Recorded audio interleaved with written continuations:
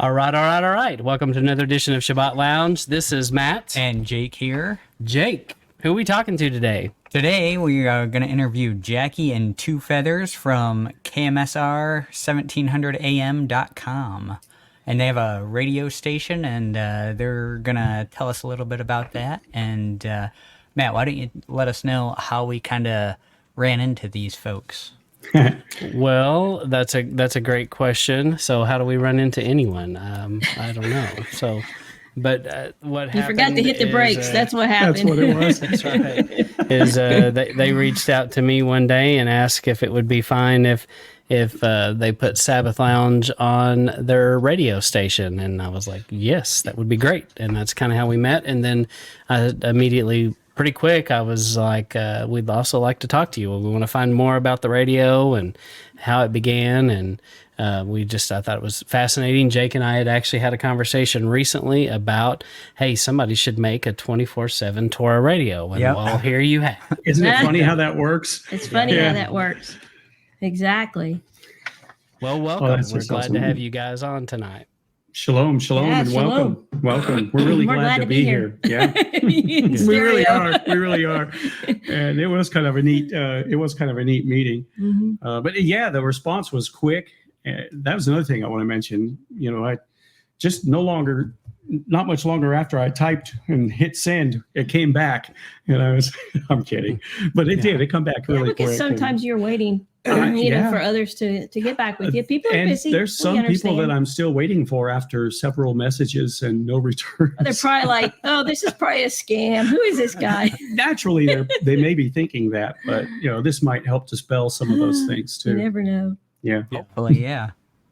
Yeah, that's awesome. Well, we had some questions for you, and if that's fine, we'll dive right into some questions. That sounds great. That's how you get to know people, right? That's right. That is. Well, we'd like you to tell us a little bit about your family. And, one of the questions I always ask people is, how did you go from Christian normie to what you're doing today? I know, isn't it crazy? Well, it's a pretty interesting story. Mine actually starts in the 90s. Yeah. I guess you were actually keeping Sabbath and eating clean, when we met. Right. And I was in the 90s, but I didn't do much else. I didn't understand much else, and was studying, discovered, well, when you die, you're not going to be playing harps on a cloud, things like that. Did discover that too. That and was a few one other thing things. That was the first thing that hit me. Yeah, your interest to really dive in. Right. I was actually you started questioning some things. Yeah, I was employed in a Catholic church when I discovered that. Mm-hmm. And it was kind of interesting. But so through study, I discovered that's not in the scripture. That's not in the scripture. Mm-hmm. And you guys, it happened to you too. He opened your eyes. And it took a little while for mine to open more, but still from the 90s, I'd say that's kind of how it happened for me. Did you kind of kick back on it with the stuff you were seeing? Well, basically, it took a while for it to take, but it took. As far as keeping the Sabbath and as far as eating clean, that was really easy. I had no issues with that. It was something that you said one time that kind of drove it home too. Like we were talking about lobster, and you said go ahead. Yeah, but that was way later. It was way later. Yeah. We'll talk about that in a minute. He's talking about you right now. Yeah. You had an interest, and you were seeing some things, and you were testing things. Right, and I was a broadcast engineer for years, and I have an electronics degree as well as 3 music degrees. Mm-hmm. They mix well, actually. But the one thing I did a lot of was listening to shortwave, and I didn't like talking much on shortwave. I just liked listening. But I would look for actual programming. Programming. I don't even like that word, but that's just what I called it. Mm-hmm. And so I found this little guy who's no longer with us in Waxahachie, Texas, who used to broadcast on shortwave, and he was David J. Smith. He was what was his ministry? I think he was Church of God Evangelistic something. I don't know. He was he came on. He was a remember. breakaway from the Church of God. Worldwide Church of Yeah, God. he was a breakaway from Yeah, that, and they kind of got rid of him, saying you're going to hell because he was studying the Book of Enoch and a few other books that they didn't approve of, and so that I found that interesting. He was kind of a catalyst that helped kick me in the rear end to get me moving on this thing, and I'd say me a just lot. based on the stories between you and me. Mhm. I think he had a big impact as an He did. influence that was pushing you in the right direction. Was everything perfect? No. But, no, there were things I didn't agree with, think- but yeah, again, everything has a season. And look at all the things that he had right. yeah, is what I was thinking. He definitely Yeah. was inspiring to you. Right. Yeah. Very, very much so. And he was pretty popular in, I guess, the 70s and 80s. We're dating ourselves. Yeah. Yeah. Yeah, we are, aren't we? Yeah. But anyway, when we met, that's when things really took off. But Yeah. Well, I as well came out of a Baptist church, and then years ago I thought, oh man, all this Baptist, Protestant, all this denominations, this is man-made stuff. and And so I she thought- went to a denominational church. Right. We thought, well, that's how we get out of that. We go non-denominational. And always had a love for the Lord, back That's in how the she day. knew him. That's how I knew him. I knew Yeah. Jesus, I knew the Lord. In what that the church was teaching. Yeah, but you had Right. a love for him at a very young age. Mm-hmm. Very. And, Yeah. yeah. I knew there was always something unique Right. and special about him. And I always wanted to be a part of that. And, but my life kind of changed. And as I look back, Yahovah was definitely rearranging my life. I've never heard of Torah. I thought that was the movie Torah. I thought, wow, what a great movie, right? But little did I know what happened. My life, my career got, yanked out from under me. It got changed. Relocations were happening that I thought never were going to happen. Going through I fell into a divorce, after almost 30 years. I'm like, well, I didn't, that wasn't in my vocabulary as well. And it's just like, what is going on? Yeah. And looking through all of it, he was purging me. He was purging the life. He was purging the world. He was purging my flesh. He was purging all kind of things. And I didn't know it. Was I hungry for him? Yeah. Was I praying to him and begging him to help me? Yes. At the he level of listens, doesn't understanding he? of where I was. Yeah. I was doing the same thing. I was really hungry too. I guess, I don't know if you guys have any experiences that are a little, I don't know. Visions. Yeah, visions and things like that. But that's also something that happened to me back in 1980. Mm-hmm. And so Well, I tell me get that vision of the island. Well, that was one of them. But That was, to me, I think that was profound. that was a big one. Yeah. Yeah, I did. I had a vision back in 1980 when that was after 80. It was about 87. Mm-hmm. And We one won't back hold in you in any 1980. Yeah, dates. but everyone has these things. I don't know. Not everyone does, but I don't know. There's something to them. I found myself going through this large gate on an island, and large white gates. Yeah. And in this island, there were thousands of people there, and I knew every single one of them. And I didn't know I knew so many people. And bumping into them, and some guy bumped into me, and I said, "Hey, I know you from somewhere." And he looked at me and he said, "You know of me, but you don't know me." Right. And you know who that was. Yeah. It was. And then the people that were all around me were like, "Hey, he shouldn't talk to you that way. Who does he think he is? You see what's going on, the devil egging you on." And that was the moment. And I was in the Trinitarian Church, whatever you want to call it, but that was the moment that things changed. And I went tearing off of that island in this vision. Now, as he went through the gates, remember the gates were closed. They were closing. And you followed him. You made followed it him. out at the last second. Yeah, I couldn't wait to get out of there. Yeah. So that was one of the visions, and have had others, and I don't know, you guys may have had visions too, but that had a profound effect on me, and that's the one that took a while to, I don't know, to get me to the point where I heard, David Smith, and it was like, whoa, I understand what this guy's talking about. And then you crack the book, and everything you're reading, you know how it is, like when you first started reading Genesis.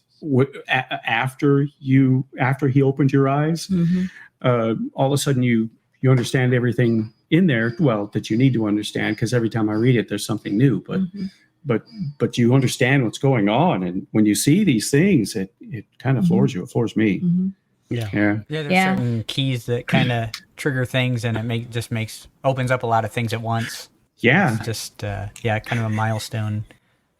Well, and you're right. We're grateful that he's, taking the time to, put these little things to slap us, to kind of bump our heads and say, you guys, I'm trying to get your attention here. But as my life had changed in a relocation, and like I said, I had my family has, a health food store at the time, and still going today. But my ex-husband and I at the time, we relocated our farm and everything. We came, we were about three hours or so up north outside of Indianapolis. So we moved down here, actually closer to my parents at the time, which ended up being a blessing.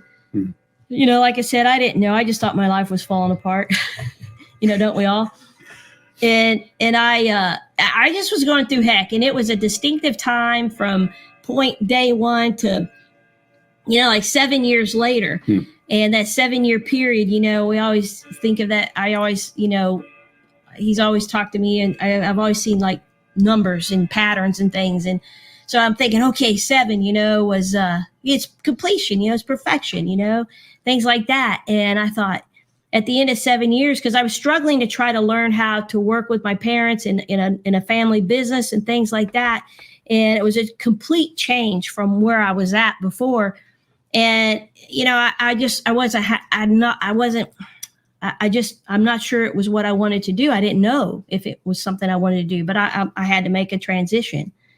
And so then, finally after 7 years, I just kind of, got through the stress and the rough ride and the storms, basically all in my head, the adversaries trying to just convince me of other things. And I just kind of went like this. I just kind of like brushed my brow, and I'm like, oh my gosh, I was in the way. I'm like, I get it. It was me. Yeah. I was in the way. And I thought, and then when I turned around, I went through a 2-year divorce, after almost 30 years. And here again, was that hard? Yeah. But, was it growing? Oh my, I wouldn't change anything from the past, because it has helped to form and groom me for where I'm at. And basically how to get in Torah, I had no clue what a Torah was. But all I knew is after 2 years, I finally, I finally was at a place where, okay, who's going to do right by me more than my Heavenly Father? Who loves me more? Who has my path straight, and figured out. And it's like, so I finally got to the place, and I tell everybody this, and some of them on a fellowship, you've heard this, but I didn't get on my knees. I just fell on my face, and I begged him, and I told him, I says with tears, I'm like, I no longer want what I want for me anymore. I said, I just want what you want for me, Heavenly Father. And I called him Lord, because that's all I knew. And I'm like, whatever you tell me, whatever you show me, I says, I'm yours. I'm all in. I'm over me. and I meant it sincerely. And it was shortly after that, Jackie had come into my, into my path, through his sister at our store, who I'd known for like 7 years too. She was one of my patients in the clinic. And we just, one thing turned into another. And I thought, well, this guy, he's not my type, but he's a nice guy. And I knew he kept the Sabbath. And I'm like, well, what's the harm in that? Well, what's a Sabbath? And I had heard, people talk about this 7th-day Sabbath. And all I ever thought of was Seventh-day Adventist. And I'm like, but then I heard evangelists on TV and stuff talk. And they would say, yes, it's true. The Saturday's the seventh day, it's the Sabbath, but whatever day you want to keep, it's okay. As long as you set aside a day. That made a ding. Yeah. The ding went off and, I'm like, oh, something's weird. And I'm like, I need to file this back here because that just sounded odd to me. But I'm telling you, I didn't have it in me to figure out how to study or pursue what that seventh day Sabbath was. I don't know. I had a major, major love and desire to. There's someone that we follow know, him, someone that we know that was going to try I didn't know how. That was going to try and set you up to try and straighten me out. Right? Oh yeah, just someone that we know. And people have heard these things before, but yet, it's like, oh my gosh. I mean, if it wasn't, if he hadn't have put, Jackie in my path, I would have never, I would have never found Torah. And well, some things were happening. There was a guy that kept talking about it, who is a Torah keeper. Yeah, I had a guy that was a part of like one of the Church of God ministries and stuff. Mm-hmm. And he stood at my counter in the store all the time, telling me about the Sabbath and Easter and Christmas. Or that's not in the Bible, right? And man, we had the best conversations because I'm not confrontational, and but I'm like, she had, and I'm like, hey, that's cool for Christmas. I know, but I couldn't tell you why. Well, I want to tell you, I was keeping these things. I didn't have a defense for why I didn't believe him. Well, I want to tell him about bonfire number 3. Yeah. Well, eventually he started helping me with bonfire number 3. Remember that. Eventually he started helping me with my security system at the store, It took forever for me to do that. And him and his brother, he's a twin. Yeah. Now he's not an identical twin. He's a paternal twin. My sister volunteered me to work on her the camera system. On her camera system, her security system. He didn't want to do it. I didn't. I didn't. Well, anyways, this is how our friendship came about. I met him once before, whatever. And it's like, just another guy in the store, just nothing, it just wasn't fazing me. And so him and his brother camped a lot. And right. I live right out here. We're out here by the Clark State Forestry here. So I camp and trail ride all the time. Him and his brother camped all the time. So they kept inviting me to these bonfires, and I'm just out here on my patio. I'm divorced now. What do you do? So I'm out here studying the Bible and just praying. Right. And I get this call, hey, Two Feathers, we got a bonfire. We're camping out by you. Come out and see us. I'm like, I ain't got nothing else to do, So I went out there and hung out with the brothers, and we ended up talking until like 3 o'clock in the morning. Oh, we talked each other's ears off. Yeah. Oh my gosh. And then we it's just too funny. We did another bonfire, right? Yeah, there's 3 bonfires. Sat and talked just as long. We couldn't stop talking to each other. And I'm telling you these patterns, but when we got to bonfire number 3, I was kind of pressed to confront. I was pressed to confront, Jackie about the Sabbath. Right. From a friend. He's a Pharisee. He keeps the Sabbath. And I'm like, well, I'm not going to go there. You've heard that, right? Right? Okay. Mm-hmm. He says, I'm not going to go. I told him, I says, I'm not going to go there unless the Lord guides me. I says, I'm not going to go there. I said, it would have to be him, and that everything gets would put quiet this all together. Of a sudden. So we're actually hanging out at this bonfire number 3, right? And he's on one side, I'm on the other. And we talked about everything, his mom and all kind of stuff. And man, it just got quiet. And I'm sitting there and I'm looking down at this bonfire and I'm like, Lord, I ain't going there. I ain't talking about this. No way. Ain't no way. I ain't going to bring it up. If you want to talk about it, you're going to have to, and I'm like, I'm battling this in my head, looking at this and fire. And she finally came out in her own head and she says, he's going to have to bring it up. I'm not doing it. Exactly. And the next thing you know, I rear up out of my chair, not even realizing what I'm doing. And I said, cow. I looked over and I'm like, oh Lord, we're going there, aren't we? And we're just kind of like, But but he reared up. He knew. He just knew what this was about. I knew what it was about because that same friend had sicked other people on me as well. It's ministers and so he had this big defense about he keeps the Sabbath, and he told me why and talked about the scriptures and stuff. And I'm thinking, well, I don't know a whole lot, but I'm like, that sounds biblically sound to me, and I'm like, okay, well, that sounds good. And and then he kind of finally sat back down in his chair and calmed down. We were chilled. Yeah. It was kind of funny. They are Italian families. So if you don't know anything about Italians, Italians are fun. They can be loud. They can be loud. Kind of exciting. I know I don't and sound angry. I know I don't look it, but I'm Italian.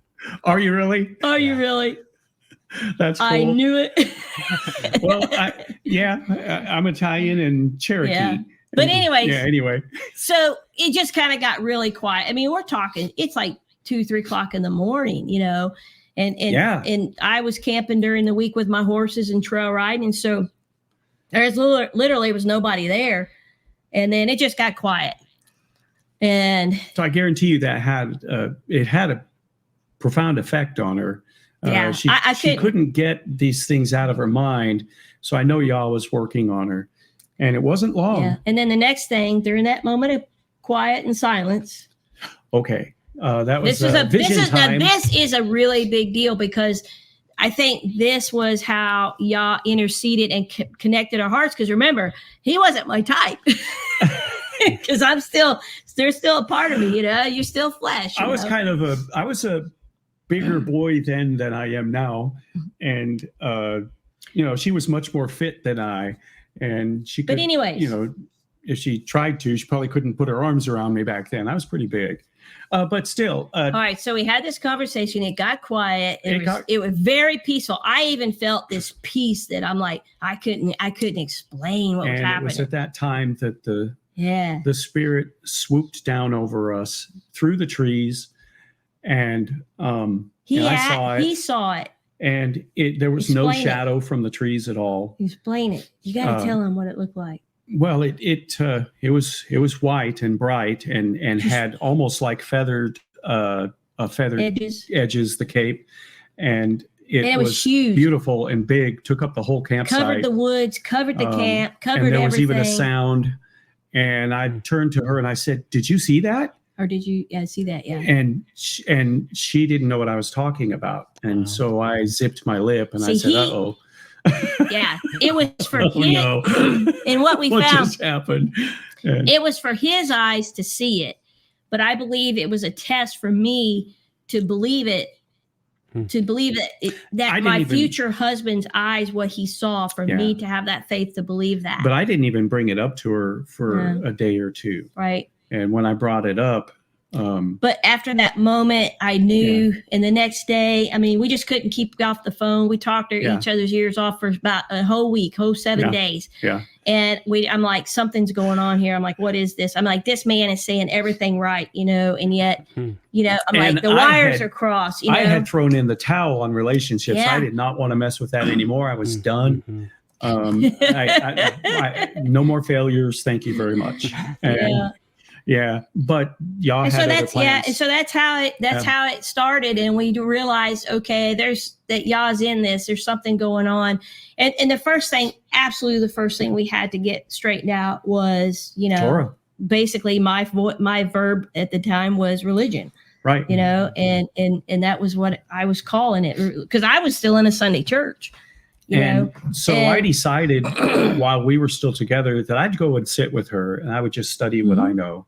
He did. While she was processing this stuff, while she'd be sitting in a pew and and you were thinking something one day. Well, he just kept telling me, he says, you just go read the Bible, continue praying, because he knew he could see that, Yah was orchestrating things in my life. He could tell I was hungry.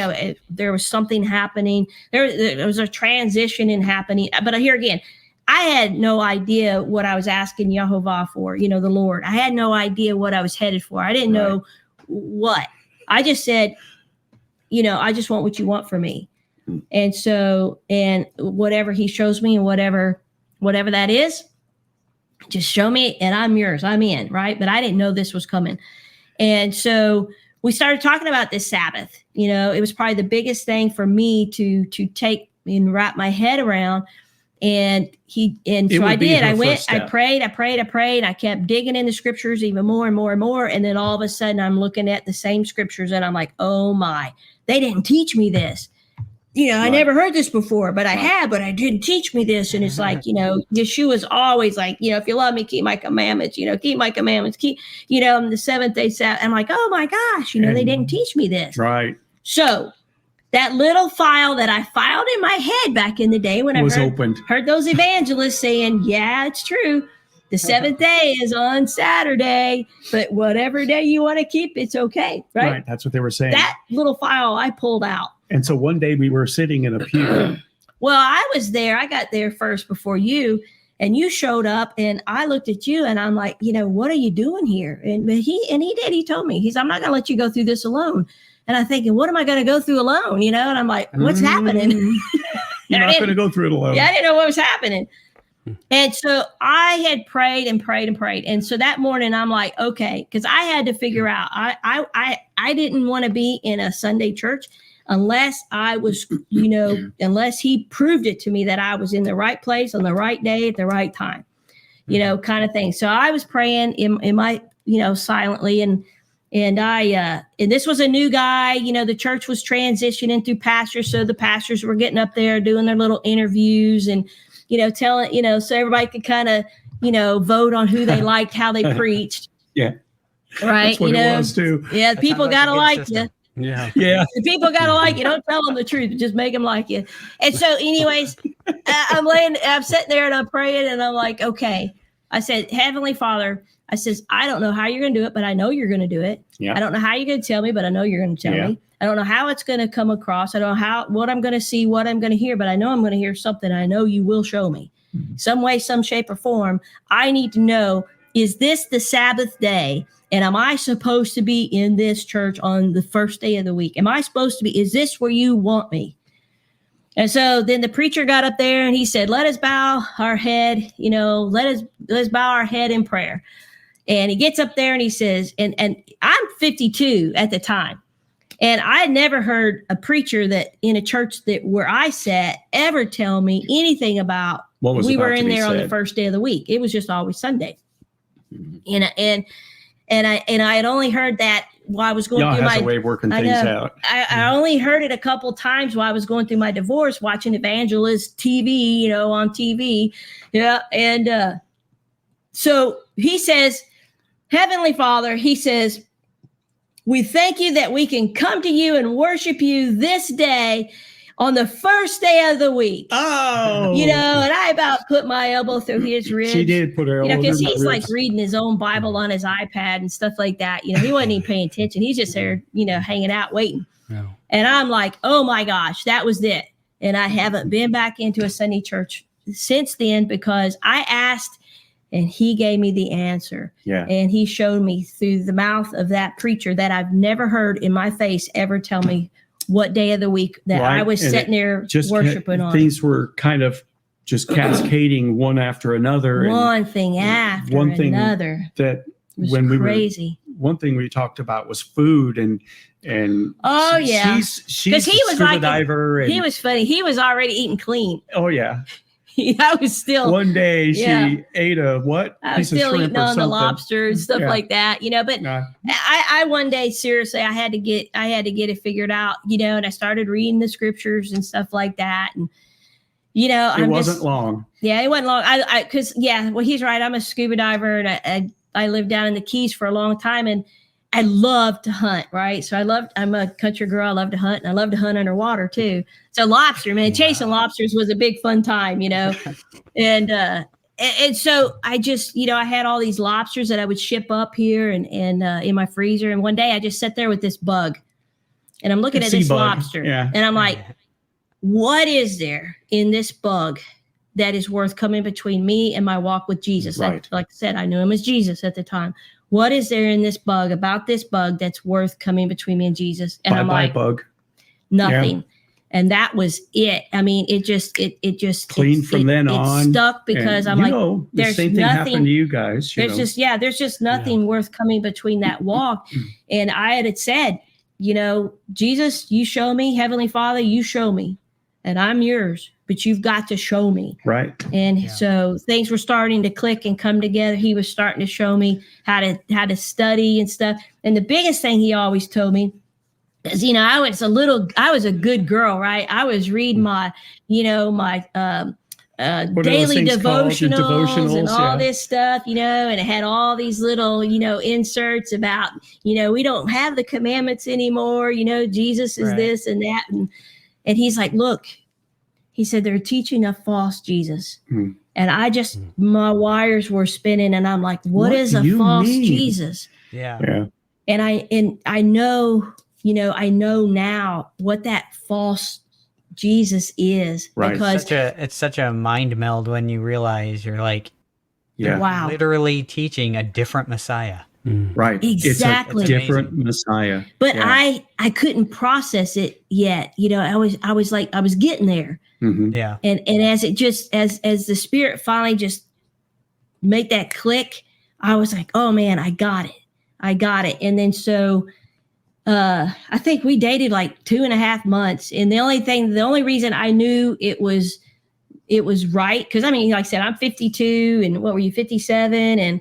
And we're just like, if it wasn't for Yahovah ministering to both of us and him seeing the Spirit, the Ruach passing over us and that real, I'm telling you, things that were happening to us were real on the spiritual level. And I'm like, you can't fake this. No, you can't. And I didn't feel deceived by Satan, but I did feel attacked by him. But it was just so 2.5 months later, after that we realized, or he started realizing, I think there's these feasts and things I think we're supposed to be keeping too. Right. And so we're thinking about feasts. We're thinking about, so we're the like, appointed wow, times. We're like, okay, a Passover and like, what is that? And how does that look? And where we didn't even know what time of the year it was, what we should be looking at. And so we started learning the feast together. We spent a year and a half here at the house, keeping our Shabbat together. And boy, have we gone through some changes there. Yeah. And through these past 7 years, we're into our 7th year. We have just the seasons that we've gone through, the tests, the trials, and oh my gosh. And I still feel like a babe.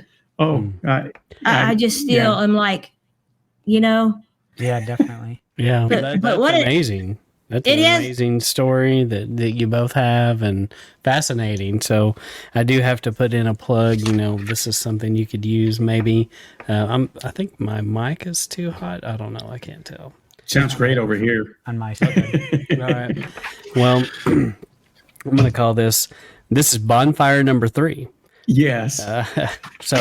Let me say, I had that was going to be better in my brain. So let me try this again. So bonfire number 3 is sponsored by KMSRradio.com. That's right. Right now. Absolutely. Amen, brother. That's cute. I like that. And it has been you should use that or something. Oh, well, it's funny you mentioned like that because I do want you guys. It's funny. I've been emailing everybody that's on the list, and about what? Well, about asking them to do a little promo. So we definitely. Oh, Matt's tailor-made for that. Yes. Yeah, Matt's tailor-made for that. Oh, I can't wait. Jake. Just messing around. Good. So. Thank you for Jake. Yeah, I like that. Because he's never late. I like that. So I'll awesome. email you the particulars. Yeah, we'd be happy to do that. So, I want to go on. We looked at. I've got a picture. Well, you can kind of see it on there on the right. Right. So, right. So Two Feathers. Tell us more about what you do here at Creekside Outpost. What is that? You mentioned a little bit about it while you were talking earlier. Right. Well, years ago, my mom, she was really sick and ill, and basically her, doctors couldn't figure it out, and basically their options were not options, and they weren't good enough. And so basically I'm going to try to make a long story short, really as Mom fast as I discovered can. herbs. Well, no, Mom had already been into herbs before she got sick. Oh, really? Oh, yeah. Okay. Yeah. And so anyways, it was her health that got Mom and Dad really pursuing it more for a lifestyle change. Okay. And so with that lifestyle change, Dad's like, well, we might as well just start a business here somehow. And so there was a local co-op back in the day. Co-ops were big. They still are around, where you can get your organic produce, things of that nature. And so they took it over. Now I moved out. We've been into horses all my life.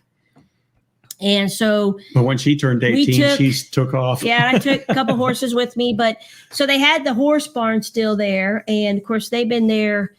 They've lived there now. I think we're in their 50th year. So that barn's probably 48 years old, every bit, Yep. And I helped Dad build it when I was a little girl and things like that. But anyways, they changed all this over, took over the co-op, got into organic produce and things. Like one thing morphed into another because of Mom's health. She had to eat clean. They were doing all kind of cleanses and blood cleanses and parasite cleanses and all these things. And they realized that's what saved my mom's life. She was dying in the doctor's care. And I'm not foo-fooing the doctors. They have a place. But, but in this case, big pharma do come into play. In this case, they are practicing. Yes, they are practicing. Yes, but in this case, there was no options. It wasn't getting anywhere. And here again, I think it was absolutely the path that our Heavenly Father, wanted them to take this journey. And so the business began, and it was not only. It was iridology, and it was herbs, and it was a restaurant. Explain to me what iridology is. I don't know that I understand exactly what that is. Okay, iridology is just the study of the iris. Okay, I mean, God created us, and everything's so intricate. And so there's over 28,000 nerve endings or so that go into the back of the eye. I mean, we're nothing but a roadmap of nerves, right? And so when there's changes that take place in the body that are abnormal, you'll actually see a reflection of a marker or something that's going to show up in a certain mapped area of your eye that's going to correspond to the system, the gland, the organ, whatever. Right. So if I have a kidney stone, she could look into my eyes, and she'll if I don't even tell her, she'll say, "You're having a problem with one of your kidneys." You can see some things, and she knows which one and everything. Mm-hmm. Yeah. So you're not gonna, it's not like a blood test. You're not gonna say, "Oh, I'm gonna look at you and say, wow, look at that, your white blood cell count's down." Do you look like through an instrument or? I have a good one. I have a magnifier that's 25 power. All right. And that and a flashlight. And I just get in there. And then I've just got some maps that my mom and dad, like I said, they started this. And as they had these little maps of the eye. Mm-hmm. And as they grew into, not only the health food side of it, the grocery side of it, the produce side, the restaurant, all this stuff, they had busy. Oh, this family. It's all I've ever known is working for my parents and for a long time, but it hasn't hurt me. It's been good. But they had also a concession trailer, sold a lot of buffalo and elk and things, but they needed something. There was something else that Mom felt like we needed to give back. And so they came across and learned about, iridology and stuff. And they're like, this could be a great, great way to help people. And help them naturally, because that's fascinating. I didn't know what it was, and I was telling my family that we were talking to you guys, and that's what you did, and no one else knew. And right, I've never heard of it. Yeah, that's a room of some pretty health conscious people that do, tinctures and make all kinds of things and make kombucha, and one of them is a nurse, and nobody had it wasn't anything we knew about. So I appreciate you explaining that. That is fascinating. It makes a lot of sense. It's been around a long time, since the late 1800s or so, but it's an exact science. It actually was taught in Harvard back in the early 1900s. So a lot of things have changed. There are a few iridologists around today and herbalists. And here again, the goal is, helping people naturally. Of course, I'm not a doctor. I don't ever claim to be a doctor. I think some of my biggest battles, and I know how this has transformed my life, is it was a struggle for me because I thought everything was all about me and what I had to be for everybody. Right. And it was drowning me. And that's where Satan was trying to get me to shut it down and walk away. Yeah. Well, I got to realizing though, I need to come in with an attitude of gratitude to serve my Lord, to serve my Heavenly Father, like I said, and when I changed my attitude to serve Him and to help others serving Him, the more I've been into it now, the more I do love it. It's so wonderful because now it's not just about helping them. For me, it's a ministry platform. It has become that. And I don't have to see eye to eye with everybody because I see every walk of mankind and that comes into that you store could ever imagine. that you can, what he said. Yeah. Yeah.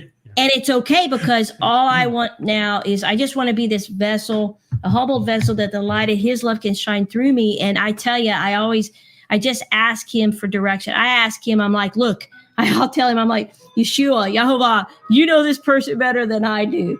Speak through me, use me. I want to be obedient. Yeah, and sometimes there's things that it'll spew out of my mouth before the brain and the ears can even hear it and process it. And I'm like, okay, I heard what I just said, but I didn't think about it, and man, it'll be spot on because that individual needed to hear something that only Yahovah would know. And this is not something psycho or spooky. I mean, I trust Him with everything. Yeah. And anything that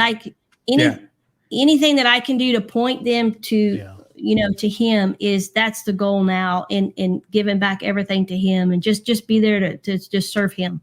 Yeah, that's great. And something you said earlier, there's no doubt that in modern medicine in the United States, if you have a traumatic injury and you're bleeding out, you've got something terribly wrong, there is no better medical care that I want to be under, and they do save lives like that. They accidents, and I mean, it's amazing what they do. There's a place for it. You bet. But chronic illnesses, no, not so much. So I wouldn't go there, because they, like you said, it's connected to too many other things that too many other people that have their hands in making money off of it, and they don't. It just doesn't cure people. It's a Band-Aid or mask it, and that's what's so fascinating about what you're doing is you're really getting to the root and really seeing what the problems are. So definitely trying to. That's the focus. If you can get to the root to help people, symptoms and things start to go away. But the big problem. But that's like half the problem. The other half of the problem is what the food, with the food or the tincture or the herb or what is it? What do you give them to help them out with their issues? And so that's the other side of it. But what's creating all these health issues is the diets and the lifestyles. Pretty much. Yeah. If you eat things that are not really even considered food, things happen. Have you studied grounding very much, like sleeping on the grounded sheets and things like that? We've been talking about getting one of those. It's so funny you mentioned that. What him and I will do, we'll go out barefooted. We get grounded a lot. Yeah, a lot. When I first started hearing about that was probably in 2012, 2014, somewhere around there. Yeah. It was all kind of this hippie thing, and I've been known, especially when I was younger, to kind of be attracted to the hippie thing. That was pretty easy with my background with kind of hippie parents. So, it kind of made sense. But I was like, whoa, this is kind of weird. And but I think there's truth in it. I am in the landscape industry, and I get the opportunity to dig in the dirt, to get my hands dirty and to be outside and a lot more than the average person. And I think there's great benefit. We're made out of earth, and it makes sense that we should be in contact with the earth. But, right. A lot to it. Yeah, I think it depends on what you listen to. Yes, there are some weird new agey people out there. So if you're interested in it, see through that because it's bigger than that. Yes, there's new agey weird people. They prostituted everything. No, it's not all that way. I've had a couple people over the years come in and ask me if I was a witch doctor. And I asked them, I'm like, well, that depends on which doctor you're talking about, though. She'll do stuff like that.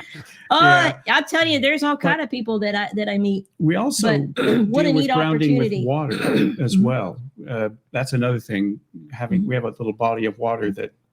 Well, also too, outdoors. What I found was when I really kind of started sitting on computers back in the 2000s, because I was never a computer minded, started having issues.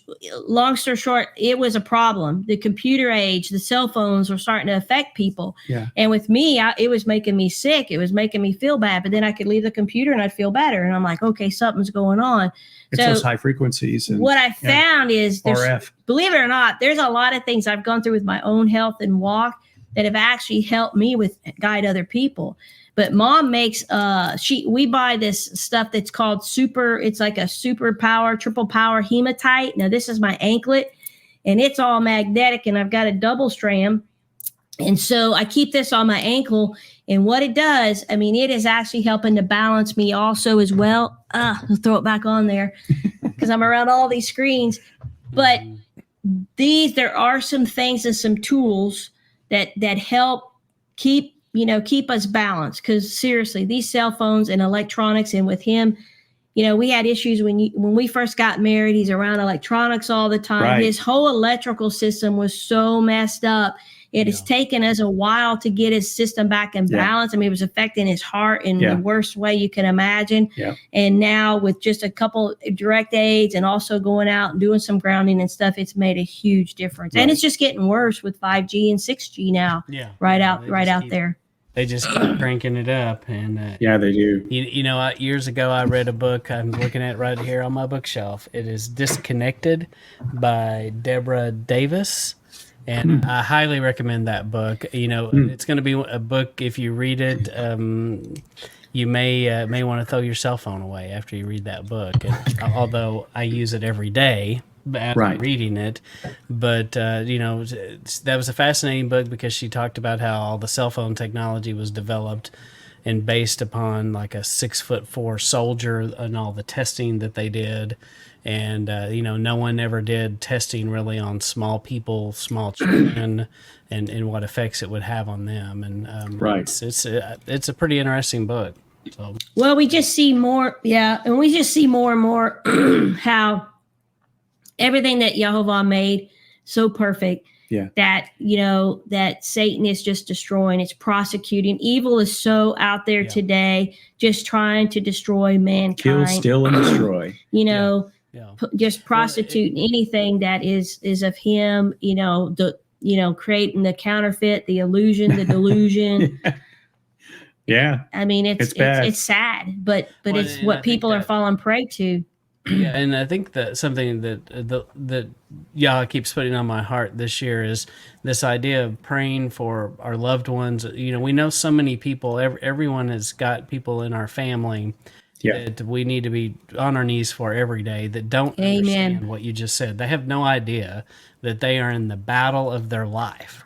They're in the battle for their soul, for their family's soul, for their children. It's so true. Yeah, well put. They have no clue. They're just watching the. I like football. I like sports as much as anybody, but they get their bread in circus and they're happy and they're like whatever. I'm good. And they just just have no clue of what's really important. Everything's watered down. Everybody's getting dumbed down. It's all about. Yeah, it's that idea of, I didn't realize I was in a fight, and it's like, well, that's why you're losing. That's exactly right. Oh, yeah. Spot on. We are. Yeah. Mm-hmm. Yeah. It's I always say too, you hear Satan doesn't just have to draw us, toward evil. All he has to do is get us consumed with ourselves. Right.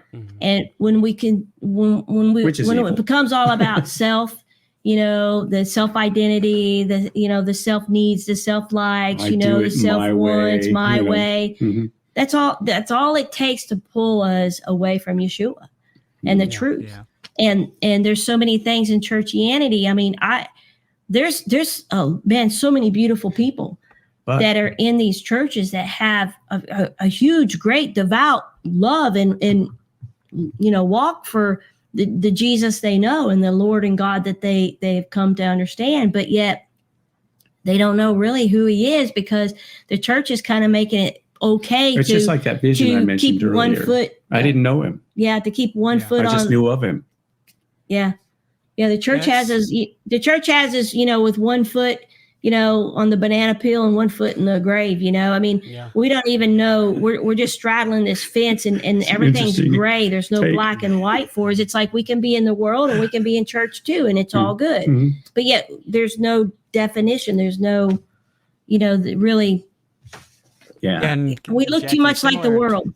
Similar go to ahead. what you were saying, and the vision you had on the island. A friend of mine early on in this walk, he was kind of telling me his story, and he was saying that he was outside of his house, and he just kind of thinking about Yah, and I think at the time it was God and Jesus for him, and he's right, and he just had this kind of audible tone that he heard that said, "Where am I?"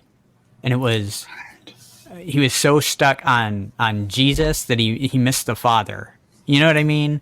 And wow. Think about that too. Draw. My. I'm missing half this story here. Yeah, because what does Yeshua do? He points you to the Father. Yeah. Right. Yeah. Oh, that's just amazing. Wow. Yeah, and it goes back to the love God and love your neighbor, right? We're the church and us, we're real good about those are the two commands, right? But I think the church is pretty good about the love your neighbor thing a lot of times, but that's all I knew. Mm-hmm. Right. Instead of kind of miss out, and they think that the loving your neighbor is what it is to love God. I think that's kind of one of the traps that they fall into, and that I had fallen into. Yeah. Oh, we all were there. Well, when you ask them what love is, they really can't tell you according to the scripture. Just love your neighbor. Well, but 1 John 5:2-3 tells you how to love each other and tells you how to love Yah, right? Right. By keeping His will, keeping His commands, and you're going to desire to do that if you love Him. If does it save you? No, but is it evidence that you love Him? If you really do, yes. Yeah. And I've had people get really offended when I would say to them, this is what it is to love. Yeah. Love Yah and love your neighbor. And I would take them to those verses, and they get real offended. Right. And they do. They think what I'm saying is you don't love Him. And it's like, no, I'm saying I know you love Him, and I'm showing you how He wants to be loved. Right. Since you love Him, exactly, you should be excited that I'm showing you this verse. Exactly. Right. Because He gives you a map right here. Right. And we want to do what's pleasing to Him. Right. And His statutes, His Sabbath, His word, His. We do. We desire that. Yeah, His dietary laws and all. They're not a burdensome. Right. It's actually, I think once you and I, when we came into the Sabbath and all this together, it's just, I tell you, I can't wait for the Sabbath. It's like your system is just, it's in sync. It's just like, oh, come on, Sabbath. And when I saw this little icon online on YouTube that said Sabbath Lounge, I couldn't wait to see what you guys were about. Well, I couldn't wait. It's just awesome. It's really cool.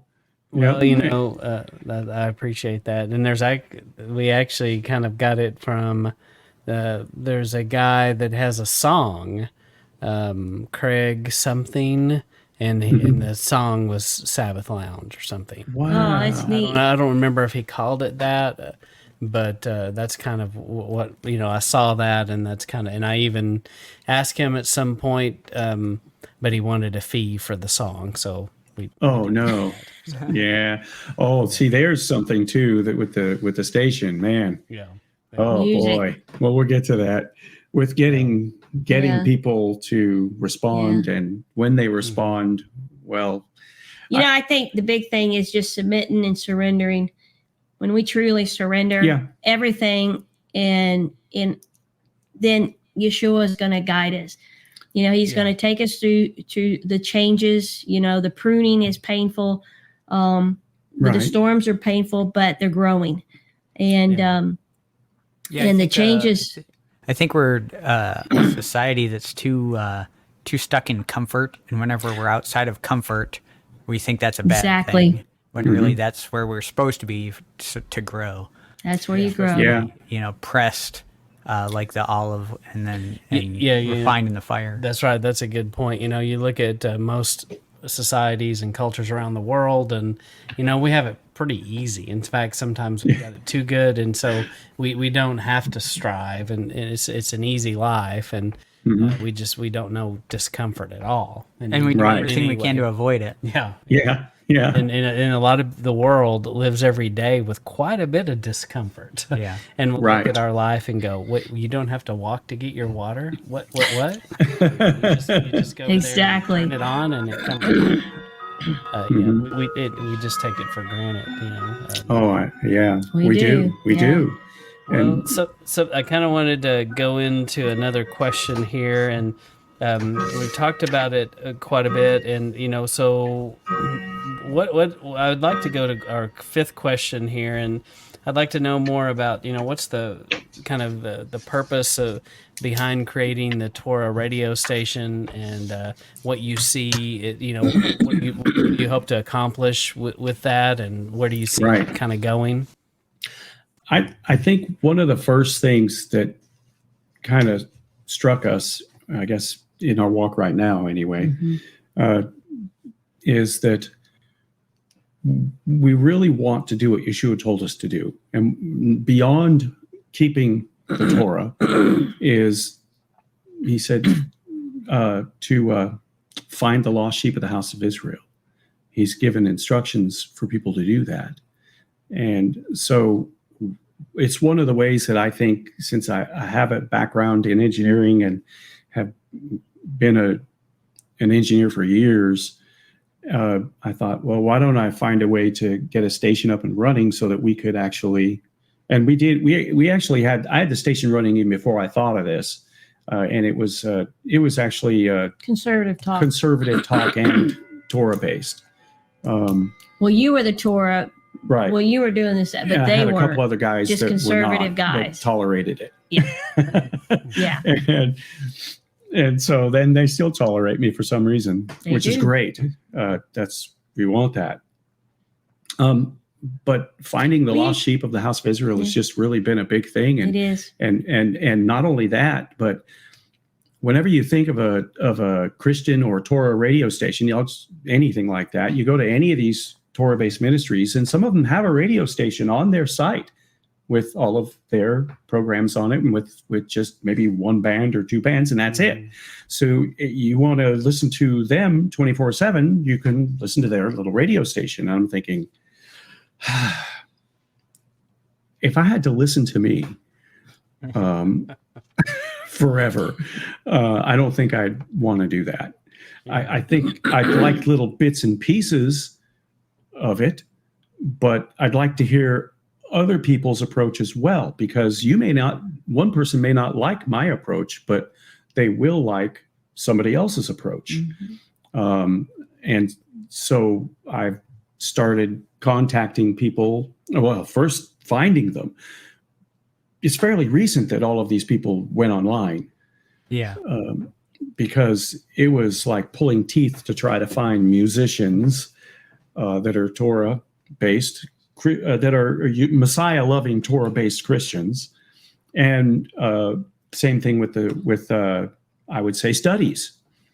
And so I started hunting and searching anyway. And but before that, I can testify. You know, it's definitely getting the servers online. It's definitely his talents and from his career base that has helped him be able to do what he does, because it's just amazing what he does with technology and rebuilding junk. He gets junk to work, you know, and it works. Yeah. And we're talking on junk. But I mean, literally, I watched him for a year. His passion was always to have a radio station that just served Yah. Okay. Right. And I watched him for a year as he started to just dig, trying to figure out, you know, how do you put a radio station online? Right. You know, what does it take? And he built this server, you know, from the ground floor. And hours and hours and hours and hours. I mean, I was like, do I have a husband anymore? I mean, it's like he's married to the computer, Well, but I it's knew that way I was, sometimes. yeah. And I Yeah. probably got impatient sometimes, but I think I was trying to be as She supportive was as I very can supportive. because I Yeah, don't really let her fool know, you. I Yeah. really know he was the workload that he went to. This isn't just, I'm going to have a radio station and boom, boom, boom, here it is. It's this one thing to took get grueling hours in time to get right. even to where it's at today. Time It's just, and talent I'm- and treasure. I'm Right. blown away. Right.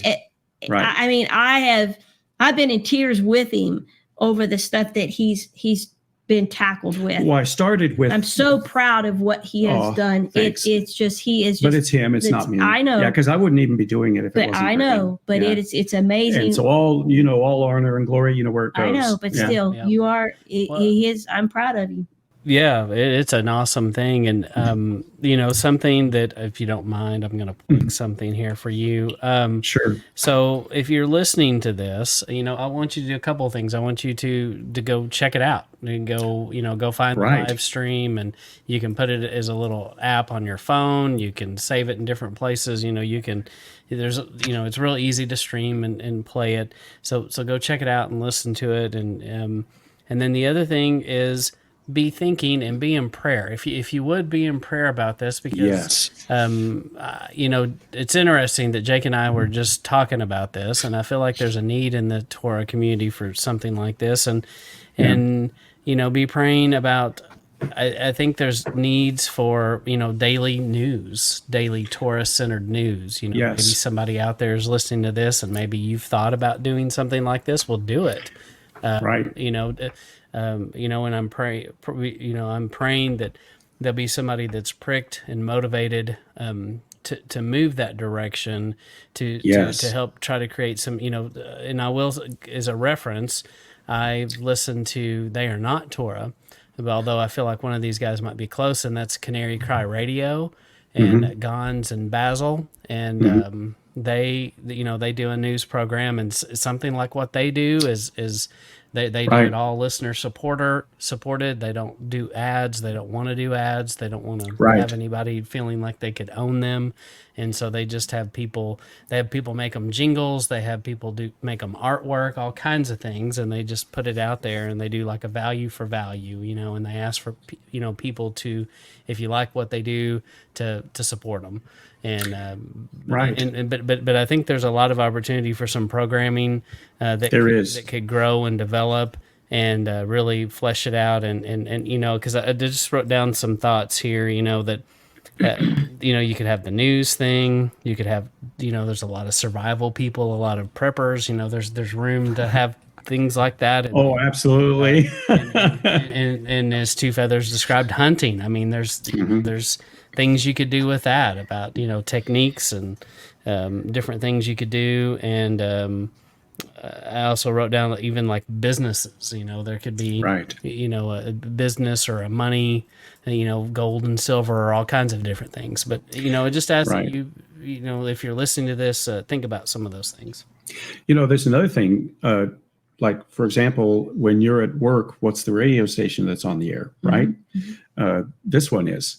Well, what you were kind of alluding to earlier, what we were noticing is that most people, they just kind of, and I'm not taking anything away from anybody here. But most people are trying to push their own site, their own subscribers, their own following, and things like that. And that's fine and dandy. It really is. We're not doubt. We're not questioning because a lot of people make everybody's got a niche doing this, right? But what hubby has, his heart, my heart, kind of we're in unison together. Is this is that to have a platform that were many believers in Torah. Obviously, it's Torah. Hopefully, we all are Messiah believing in believers, the seventh day Torah. Sabbath, and our Messiah, and following Him and His statutes and His ways. But to have that platform where the Torah family can come together and bring honor and glory to Him in song, and teaching, We used to do a segment, though, called Prophecy Watchers. Watchers Prophecy Watchers Spotlight. Prophecy Spotlight. We used to do that. We did. And it was a news segment. So we would do a study, and then at the end of the study, we would throw a news segment out there. But there was a day there wasn't but 5 songs on, and Right. one teacher or 2 teachers. But I'm telling you, it was hard several years ago to find things. And as he's been more diligent, and he's been in prayer, and he's hungry, and he's been praying and seeking, and the next thing boy, more music has come around. I'm actually going to share a screen too. The people are the beautiful music, and Torah music is just beautiful. And there's diverse teachings. Do we all agree on everything? No. Are they dividing lines? I don't think so. Right. But for the most part, we believe in our Heavenly Father. Right. We believe in His 7th-day Sabbath and His feasts. We come out of things of the world. And we may not have the same calendar as you, but we have a calendar as you do. Well, we're growing. Yeah, right. And you studied it and researched it and came to that conclusion. Yeah. You got it. Exactly. You got it. We're all at different levels, but it's just a neat platform where this diversity is, you can listen to it and get and detach from that mainstream, music online or on the radio station that says, you can take the girl out of the church, but you can't take the church out of the girl. Song. And I cringe when I hear that. And I'm like, so while we're talking, I'm going to kind of scroll down a little bit. You guys can see some of the people that we have on the radio station. This is all, it's teachers, or should I say it's studies and it's music. So it's kind of both. And some of the stuff is just from different parts of the world. We've got poets. Right. It's just an amazing diversity of talent serving Yehovah, serving our Heavenly Father. Very wide variety of music as well. And it's kind of neat. And a very wide variety of teaching as well, or should I just say studies as well. The talent here is amazing. Do you have a schedule, or do you publish a schedule of when things are going or anything? I did, but everything is... I'm kind of working on one of those. That's one of my goals, actually. We were talking about goals. And one of the goals that I have, look. Oh, who's those guys? Look at that. Looky there. Check them out. Yeah. We should check them out. That's right. Exactly. But one of the goals, what were we talking about? Getting a schedule online that people can see what's playing. So it is one of the goals to get a schedule that is live. I'd like to have a live schedule online. I know one other Torah radio station that's out there. They actually have a live schedule, and it takes a bit to do that when you're one person, because and maybe the traffic department somebody could help you with that. That would be great. And so the software that I'm using, let me go to some pictures also, since we're here. And let me see, I've got it right here. So I wonder if I'll be able to, no, I'll have to unshare this, stop sharing that, and then I'll have to pick up the pictures. Let me start with there's that where it's running what it looks like. Yeah, that's what we're actually pull that one up live. Let me go ahead and get that one up first. So while we're talking, I'll get a live shot of the radio station for us, and that'll be kind of cool to see. And kind of I wanted to mention on what you were saying earlier about when you first started having just constant play of your content. And that takes so much effort just to put that content together. And then you want to put out accurate content. So, it takes a lot. Because I have to listen to everything. And so let me go ahead and share this page. I think it's similar to, recognizing that, it's not just our voice that's important. Matt and I, we can put out, our videos and stuff, but we recognize we don't have all the answers. We don't have all the, every topic, we're not the best on every topic. And we Right. So you have your recognize there's other people specialty. out there. We're not out there looking to build mega churches. You know, Right. we're the only person, and you can, you know, we stream into everyone else's congregation. You know, it's good to have a bunch of different people, I think. So I like that Right. system. It is pretty neat because, like we said earlier, you may not want to hear me, but you might want to hear Sabbath Lounge. You might want to hear Parable of the Vineyard or some of the other guys. Exactly. It's are you going to think exactly the way they do? Well, not in everything, but you're still going to see eye to eye in most things. So here's the radio station right here. This is live right now. What's on the air right now? The guy that's playing right now is his name is Michael Schubert. He's a musician in France. Has an amazing quality voice, and his music's just really good. There's people from New Zealand, right? There's France, from all New Zealand, over the place. That has just been amazing. Yeah, so that's what this list is. This is a list of all these people. It is a very large list, and so I have days and days worth, or should I say, I have months and months worth of, well, maybe even longer, more than that, years worth of programming on here, and so it's kind of neat. It didn't just happen overnight, and it didn't happen overnight. I'm going to stop sharing this and go to a different screen here. It definitely took time. Yeah, it took some time, and is taking time. Yeah. Yeah. I was going to show you guys that little server that we're on because I think that was kind of an interesting topic. Yeah, that was one of the questions we were going to ask about. Kind of some of your equipment and some of the computer system. This is how high tech it gets. Check this out. Sharing one here. I don't know if you see it yet. Sorry, I didn't. There it is. Okay, so this is just a little Raspberry Pi, rubber band included. Right, rubber band. That's just a rubber band. So what I've done is I've taken a couple terabyte hard drive and a Raspberry Pi and thrown that system onto it. And so the drive right now, I have the operating system on the Raspberry, and I have all of the information on the drive, all of the music and the studies on the drive, and which is kind of cool. Hey, and those brackets look familiar. Isn't that from the solar panels? It is from the solar panels. I'm telling you, he can engineer the anything. server. I had to block some things out because I didn't want anyone to see what was in there. And so there's that little this is where we're streaming to Shoutcast, which is kind of cool. It's neat. And this right here is just a little nice. This is just a little edit suite. That's all this is, a little edit suite that you could go live on too. So it's kind of cool. What is your this is a nerd question, but what is is that a little mixer board that you have there? This is just a small audio board right here. This one is Behringer or something, or a Behringer? Behringer. It's similar to that. That one isn't a Behringer. We're talking on a Behringer though.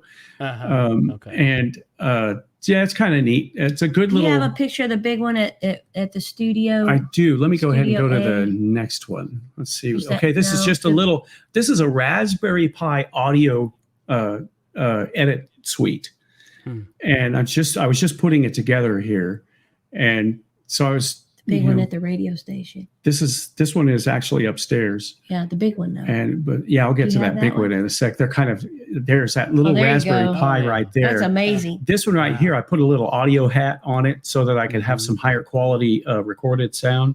So it was kind of cool. It was neat. Plus, it has a little amplifier too. It's amazing how much stuff can get put in that little tiny thing. Oh, I know. It's really hilarious. It is pretty funny. And there it is again. And you can see the size of it. It's pretty small. So I was using the Raspberry Pi for some of the edit suites as well, which is kind of neat. And this one is another edit suite right here that has. And that's a license plate. This is a license plate that he cut up one of my old Indiana license plates to make a cover. Yeah. I mean, he just uses anything. He's like cool. He's like a MacGyver. I can make something out of nothing, basically. And so that's just a little edit suite. And we saw this earlier. Yeah. That's the Raspberry Pi that has the programming on it. It sure does. It sure does. And there, of course, there's the picture of one screen. And it's a dual screen system. And then, so there's the studio. This is the music Marshall studio right Stack here. there. And yeah, it's got a little half stack there. It's kind of cool. So I teach music at this little location, but this is where the radio station is as well in The AM Sellersburg, the AM station. station. Yeah. And so there it is. Very Mhm. nice. And there's one of the edit go suites. back to those guitars. Do you have a? That's not a. What was that? Is that an Ibanez or is that This one right here Gibson? might be like an Ibanez right here. This one right here is a Gibson. That's an This is Epiphone. it's an Epiphone actually. Yeah, That's from my the dad's 60s. old Epiphone. Pretty neat. There's a bass and other things, but yeah, it's kind of fun. So if somebody wanted to come do a live set, they could do it. We do live stuff here, yes. And it's kind of, in fact, this is where we meet if we meet with other tour people. Okay. We just meet at the studio, which is kind of nice. I'm sure you're familiar with Rich Mullins. Wasn't he from Indiana? Yeah, I think so. There? Yeah. Okay. Rich Mullins, you know the name? Singer, songwriter. He yeah, died singer. It's not ringing a bell with Yeah, me. I do remember. Yeah. He played a dulcimer. He played a hammered. Oh, that's right. Okay. And he Oh, was neat. kind of a hippie. You know, he played barefoot and yeah. That was the first Raspberry Pi that went on the air. Oh, wow. And yep. And there it is actually. And so now I use that one. I actually moved the server. This is the old server, and I actually moved it here to the home. And so I use this particular Raspberry to pick the signal up off of the internet and then broadcast from the server that's at home. And that's just when I was first putting it together. There's that little Behringer down there. Mm-hmm. Trying to play with this. That's in front of your studio. Yeah, just little. I like those little boards. I've looked at those before. Those are good. Yeah, they are good. They're pretty good. There's our transmitter. Yeah. And it's this is just a picture of it because we're actually transmitting at 1700 RP or 1700 kilohertz instead of 1440. But yeah, it's kind of that's what it looks like. And then the studio is here, and there's KMSR on the front there, and it's that right there is the antenna, and this is called a zero ground plane antenna. Yeah. And we only broadcast 100 milliwatts of power. That's all we're allowed to broadcast legally. And one of the reasons I decided to not go with a license or a high-powered license station is because they tell you what you can say and do. Mm-hmm. And if they don't like what you're doing, they kick you off the air. And it's not an easy format to deal with. And if anyone complains, well, it gets worse. So there's the little transmitter, which is kind of cool. And there's that antenna right there. And there's a little side view of it. There's a different antenna right here. This is a newer antenna that I'm presently working on right now. And it's actually going to go in the middle of the building. And it's going to be a lot higher than it is right now. Just to give us a little more of an audience. And there's that little studio right there that looks like a mess, but that's the little radio station right there. And it's crazy, but it's this old soundboard right here. It's from the 50s. That was kind of a neat thing. Late 50s. So it's high fidelity, but I actually have retired it since then and thrown something else in its place, but it was kind of neat. That's a picture of that you have. Mm-hmm. Yep. And there's the transmitter at the studio right there, or not the transmitter with the program. It's where the programming is at the transmitter on that little tiny thing. And there's the board I'm using right now at the studio. It is because I needed to have more inputs on a board with more inputs because of everything that goes on in the other room. Sometimes I'll want to mix them separately. And also it has many outputs too. So it's handy. Yeah, he's got his door closing sound effect on there. And you betcha. All that. Yeah. That's right. Applause. That's right. Yeah. And there's the new antenna right there, which is kind of cool.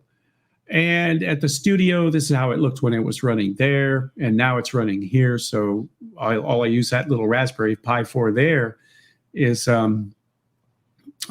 just to receive the signal from. And this was our first remote that we did. Oh, we did that at Sukkot. Right. Well, we were actually camping. This is one where we were camping. Well, that was at Sukkot.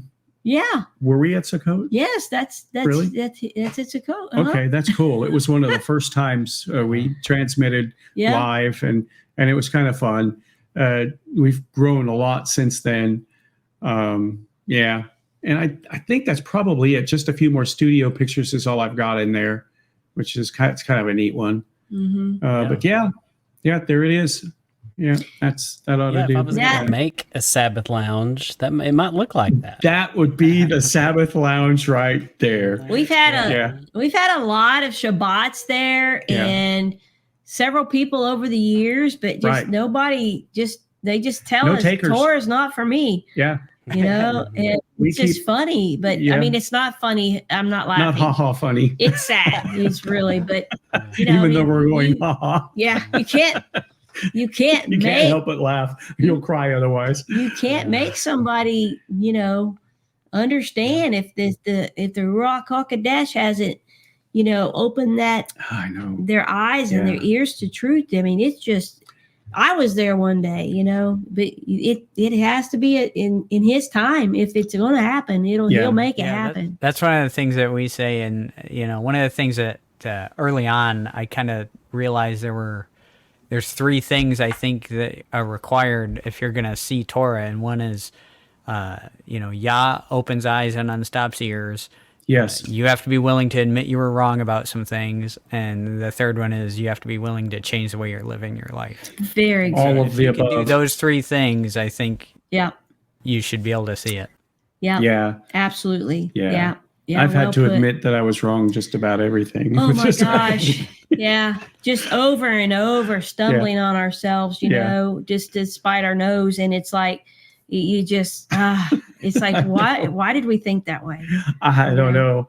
But we did, we really did. Yeah. We're still learning, still trying. Amen. Amen to that. Well, it's fascinating seeing kind of behind the curtain, behind the scenes. It's very complicated, and it looks like somebody that would be like an engineer. I am so proud of my hubby. I mean, it's amazing, this technology, what he can do. It looks like when all the lights go out, you'll be an important person to have. That's right. Yeah.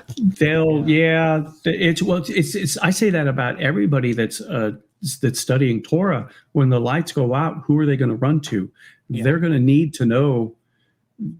There's going to be people looking for you, and not just the bad people, but there's good people that are going to be looking for you. I think everybody's going to bring a talent. Should be bringing a talent of something to the table. Yeah, to become a healthy body. Yeah, definitely. Yeah, it's true. Well, and where I wanted to go to is, how do people support you? What do you need from people? I think we talked a little bit before about some things people could do, but what are your most pressing needs? For what could you use people for?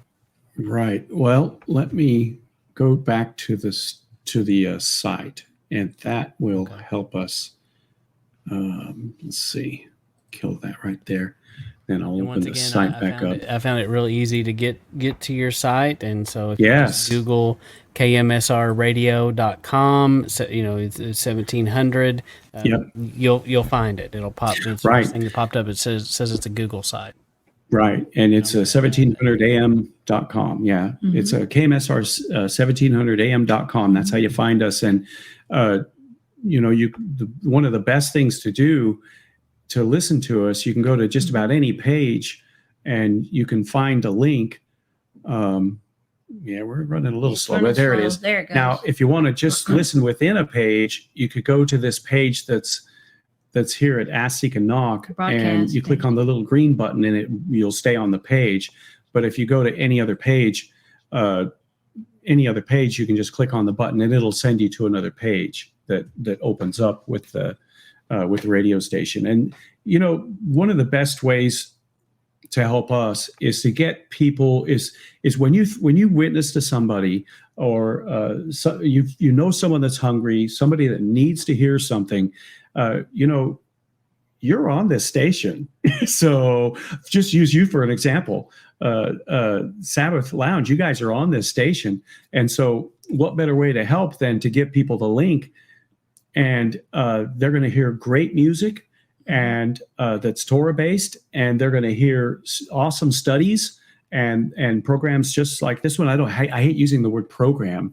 I would say, just stuff like this. Right. And you can give them the link, and it's just share it. Share the link. Share the link. Yeah, share the radio that's the best station. way to help us. And if you watch any of the teachings on Rumble or anything, or anybody's teachings, to say the least, any of them that are on there, share those too. Now, we do have, on the site, we do have ways that if you want to give, you can just go to the bottom of most of the pages. Okay. You see a little donate button. But more than that, more importantly, sharing to us, sharing the link, sharing the radio station. Yeah. Okay. That's great. That's an easy thing to do. And something I was thinking about was, I do talk to people sometimes that are under spiritual attack. Different things are happening to them, and one of the things I will suggest to them often is, you can do multiple things. Depending on what it is, but it never hurts to go find like even in YouTube or something, and you can find where people are reading the Torah even in Hebrew. And I think that's powerful, just to play that. Oh, wow. It is audio of the scriptures.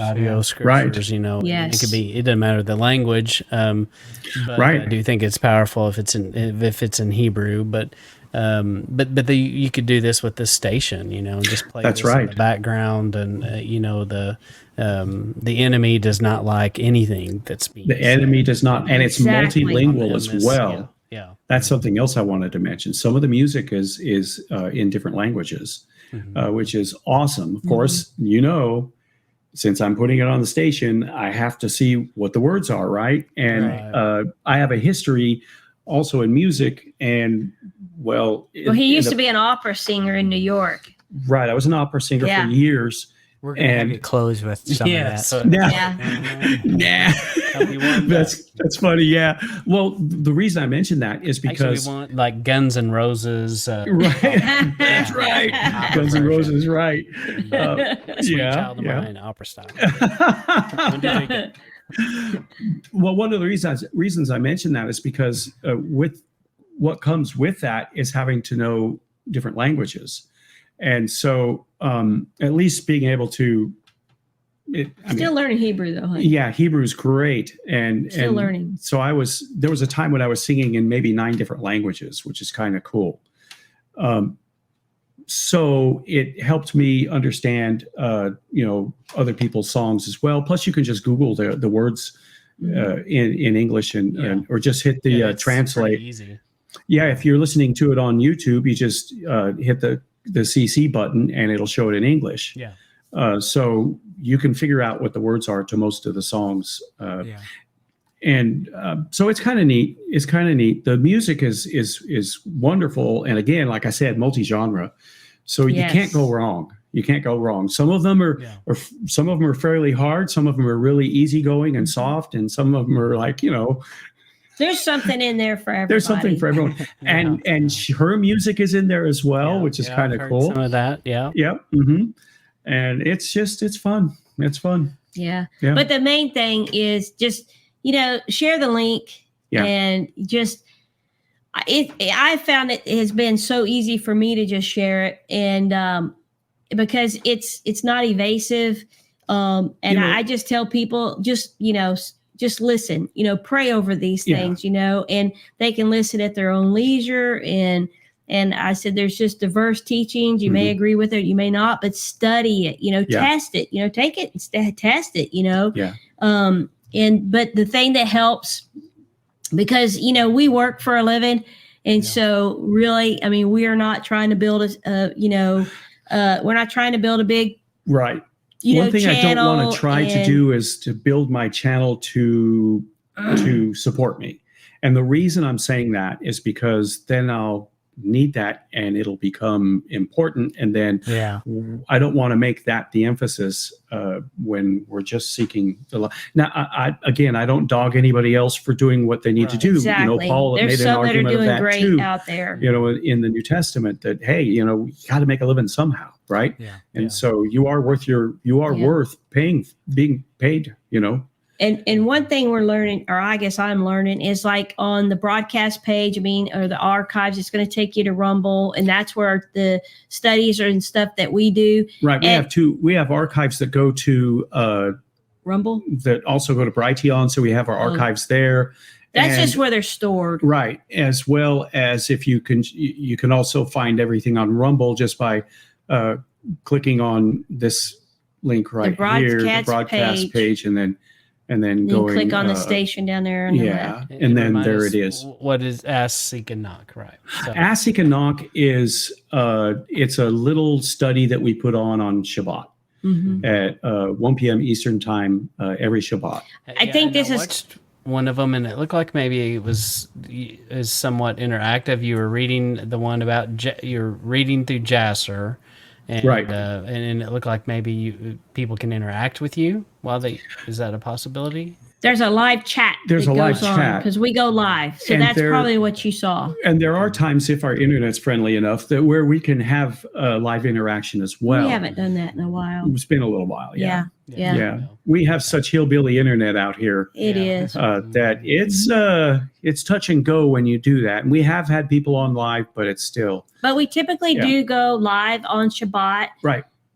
And there's a live chat room in there. Right. And so, we're on Rumble. We're not on YouTube. We kind of have separated ourselves from YouTube. I'm not suggesting anyone else do that. Right. It's just that we have discovered that YouTube doesn't like us very much because sometimes we'll say the wrong thing and then they put you in timeout and whatever it is. So we got tired of that. I tell you what I have learned is that, giving somebody a like or sharing a link or subscribing to them it does help the algorithms, help others that are searching for studies, about Torah and things like that, whether they know Torah or not, it'll help them find it. And that's probably a big way of helping to support, his ministry. Like I said, it's not about us, it's his. And he put us it's his. He put us in a place, in a position, to serve him. And then we also have a place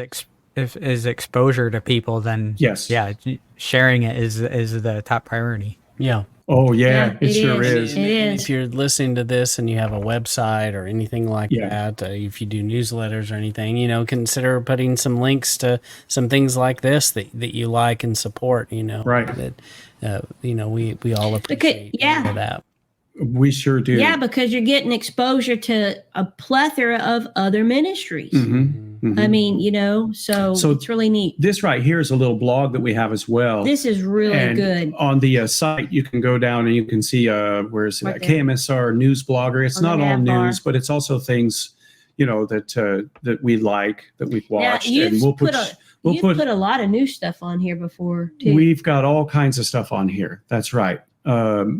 And so homemade this is heaters, homemade heater. Yeah. It's things like this. Redacted, something came out that seemed interesting. Look at those guys. Look at these guys. Check them out. Yeah, they keep showing up. Check it out. This was an interview you guys did with Steve. Yeah. That was kind of cool. Mm-hmm. Yeah, that was neat. There's these guys again. So, things like this. And Steve, pull it down there. Yeah, he does some world news stuff. Right. And those will go on the blogger and also the radio station will play those, in random plays. Right. Now, this little blog, let me slide up again. This blog I started in 2016. Mm-hmm. And so it goes a long ways back. It was back in the day when I was, it was pretty much a news blog. Mm-hmm. And it was, something else that kind of came to my mind is that there's even opportunities for people to be, reporters, be your eyes and ears on the ground, in this radio station. There are Right. world events, there are things that happen, and just like you said, this is a worldwide community, and every Shabbat, when we gather, we are doing this with millions of people around the world. That's right. At different times, discussing the same thing, having the same arguments, and that's beautiful. It is.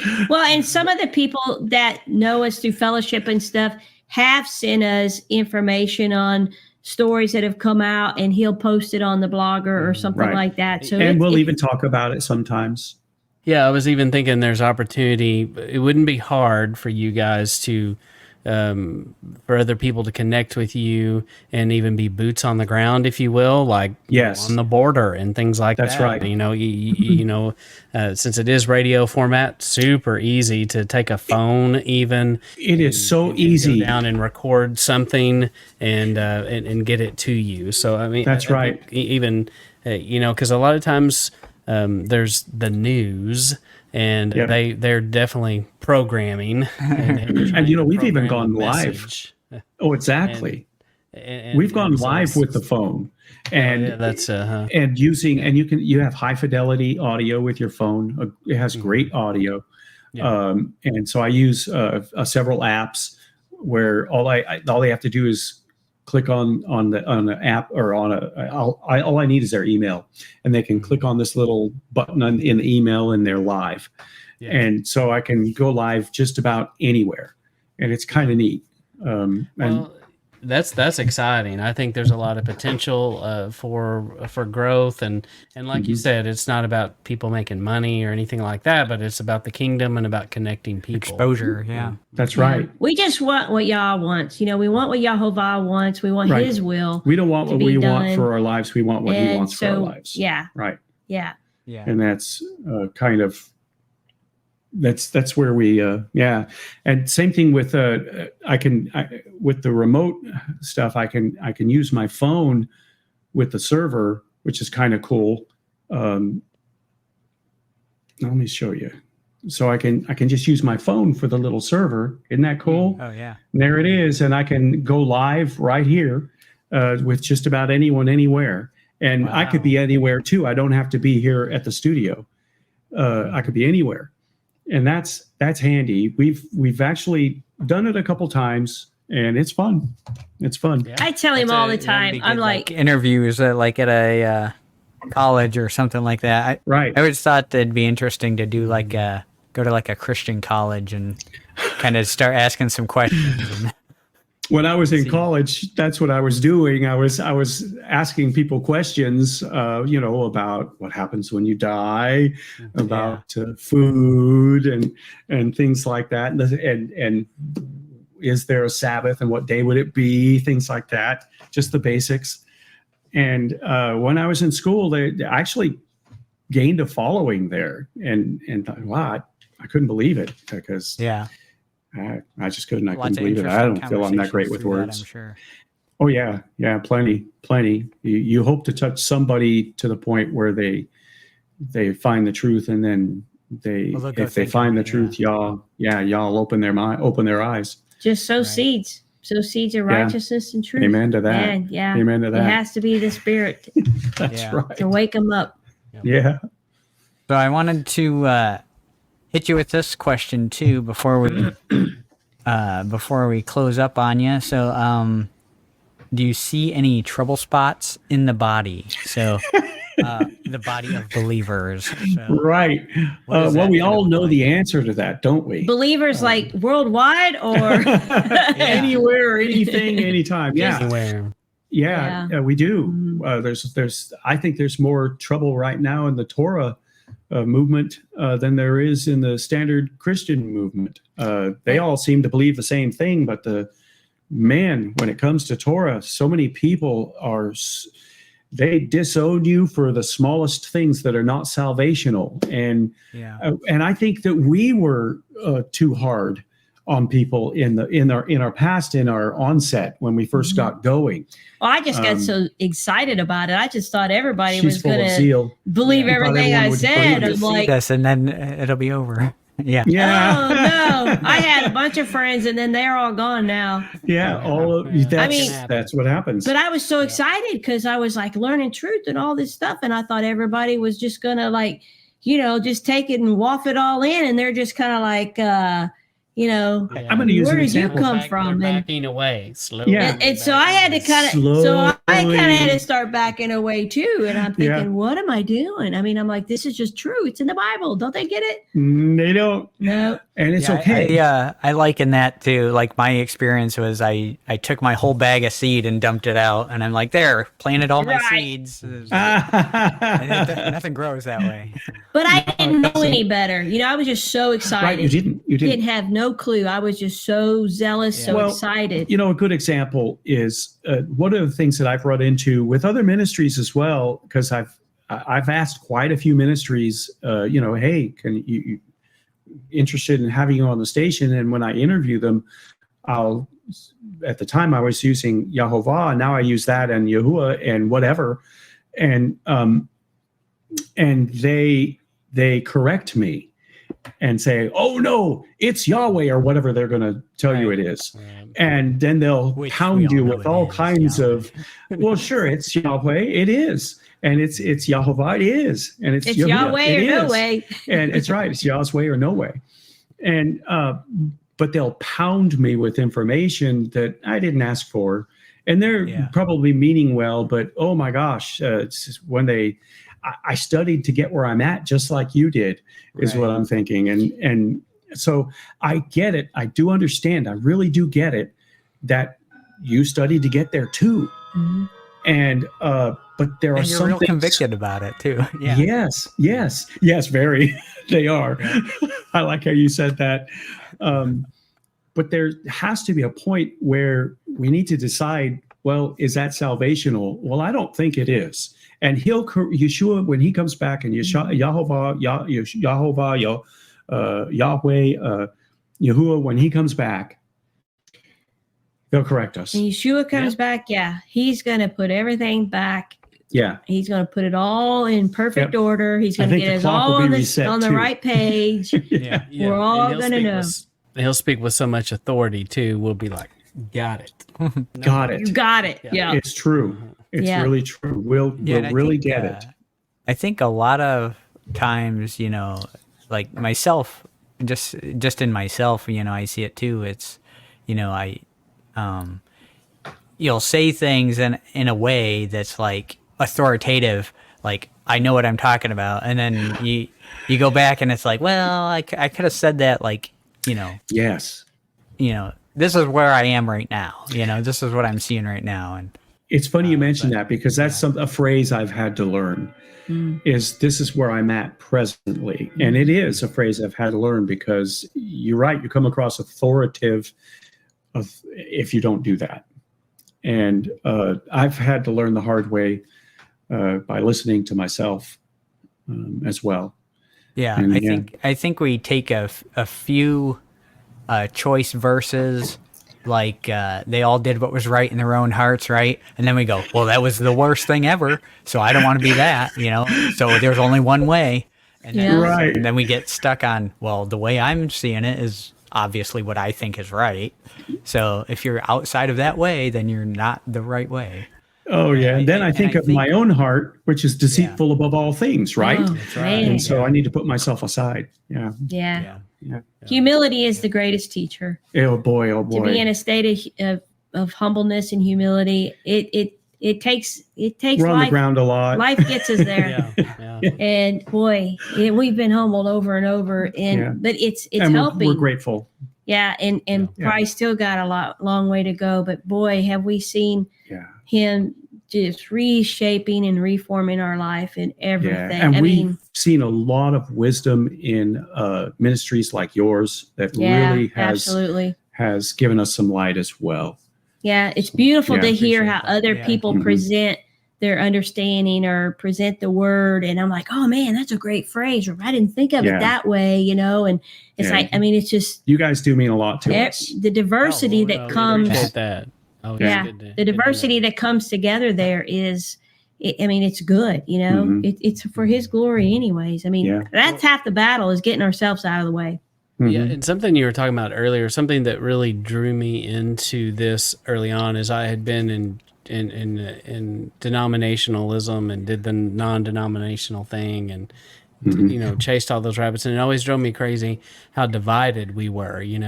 The most segregated hour in America tends to be Sunday morning church, and everybody's in their own camp, and it divides on racial lines and economic lines. Oh, yeah. All kinds of things, and sometimes political lines, and and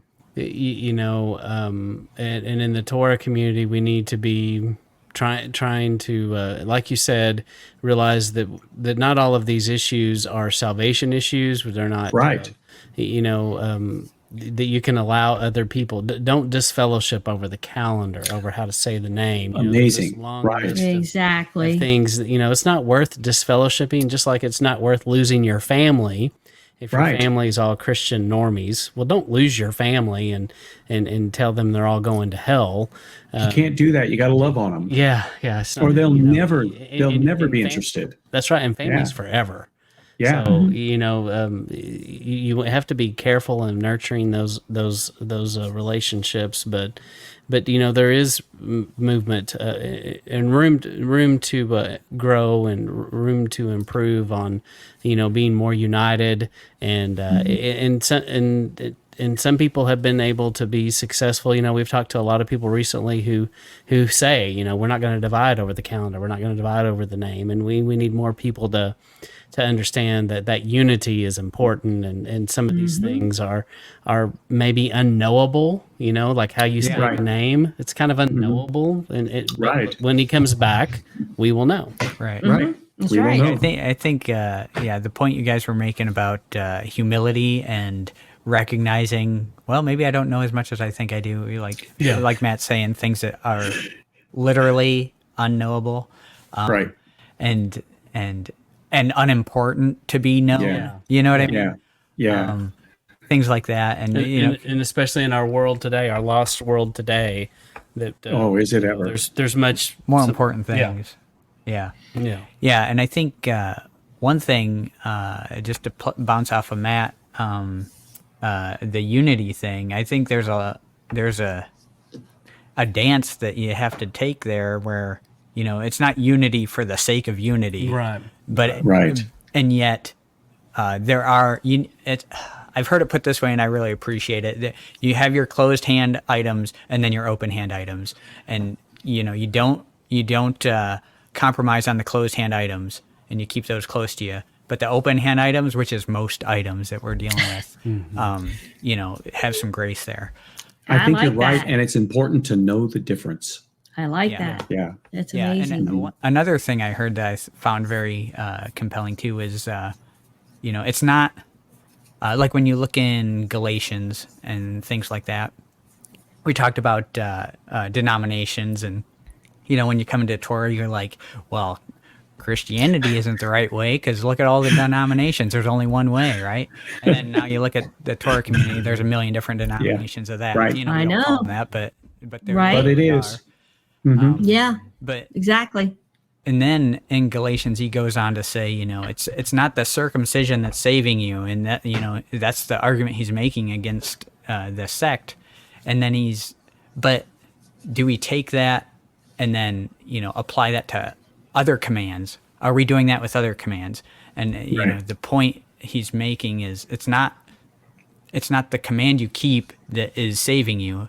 It's why or why not are you doing those commands or not doing them? Yes. And that should be the Amen. important thing, I think. Yeah. If you're doing it to try to be closer to Yah, that's the point. If you're not doing it because you don't understand, that that works. That's yeah. and following in Yeshua's steps, I mean, what did he do? He kept the Father's word. He kept all of it perfectly. Yeah. So we want to follow Yeshua. He's the door. He's that delet back to our Amen. Father. There's no other way. There isn't. And so if he's the example, he walked it. And he if you had a red letter Bible and all you did in the New Testament was just read those red letter words and not see the importance of keeping, our Father's statutes and his commands is, I mean, if you don't see that just by reading his words, But there was a day I couldn't see it. There was a Right. day I read it Yeah. We were there. and I was completely blind of it. So we give them a link. Give them a link. yeah. Yeah. Give them a link. That's right. Yeah. Yep. Yeah, we have a, not to plug our own thing, but we have a whole series called Prove It, which is all New Testament verses. It's just a huge list of New Testament verses that Nice. we keep in Torah. So That's going to be Check one those thing out. that'll Nice. definitely get on the station eventually. Right now, I'm taking, I'll take like Torah portions, or I'll take some of your latest things and or interviews or something like that, and I'll download a whole bunch of them, and then I need to process them all and get them ready because stamp out the dead air and whatever it is for everybody, right? And get them on the air. But that sounds like a neat one too, and I'll find it. I'll find it, and it'll get on the air too. That's awesome. Yeah, it's kind of neat. Yep. Well, I know it's getting late for you guys, especially on the East Coast, and we've thoroughly enjoyed our conversation, and We have to. Yeah, we have really to. we do want to give you a chance before we get off the line here. Anything else you want to say? Any last plug or anything? Well, I don't know if I need a plug or anything, but I would say one of the things that got me thinking years ago was Ecclesiastes 12, 13, and 14. And I had no clue what I was talking about or until I read that. When I read that, it came to me, it hit me hard. I was a New Testament Christian. And when it hit me, it was, let us hear the conclusion of the entire It sums matter. it all up. Fear Elohim and guard his commands, for this applies to all mankind. Yeah. For Elohim shall bring every work into right ruling, including all that is hidden, whether good or whether evil. Yeah. And these are things we need to, if you think about that, oh my. Yeah. Fear Elohim and keep his commands. Because he's it very applies to all forgiving. mankind. If we change and we decide to do what he wants us to do, he'll bypass some things. He'll throw it all out as far as the east is to the west. Yeah. Right. True understanding, It is. right? It is. So And that's it's why I also said very humbling, because every work, all the hidden, will be revealed. Right. Everything. very much Yeah. so. Yes. And so I guess I could leave the folks with that and seek us. This is the duty of all Seek him mankind, to and seek come him. to KMSR1700am.com and get that little radio button in your phone permanently and share it. Share it with other people. You won't be sorry. And the Rumble broadcasts and the studies and things. And those that are interested, All those of those musicians teachings out on there there. that are listening Yeah. that are not on the station that I've probably already emailed. If you guys are interested, give me an email. My email is on the site on the contact page, and I'll get your stuff on the air. And of course, it'll be needing to be approved by us as well. Because it needs to be, Messiah loving, Torah based. Get back to the basics and start at the beginning. Yes. And Yeah. pray Yep, and that's pray. right. And I pray that people reach that point of just surrendering. Yeah. Yeah. And let him mold you. Yeah. We can't be leaning on our own understanding. That's right. That's what gets me in trouble. Yeah, we can't do that. Yeah, Yeah. exactly. Well, Jake, Yeah. Anything else you want to say? No, it was great talking with you guys, and we're glad that we were able to get connected, and Yeah, it's been fun. just appreciate the work you guys are doing. Well, we appreciate you all as your well. work too. It's amazing. Yeah. Yeah, and just the fact that you're out there talking with other believers, it just amazes me. It's wonderful. Yep, it is. It's Yeah. really neat. You guys are awesome. Yep. Well, we appreciate your support and appreciate you reaching out to us and getting us on your radio, and we look forward to the future. And we ask all of our listeners to go find you guys and to Yay. give you a follow and subscribe and listen and check out their teachings that they do. And we want to thank you for your time, and we ask you to stay on the line with us just for a minute. But Jake and I are going to go ahead and sign off. This is Matt And Jake. signing out.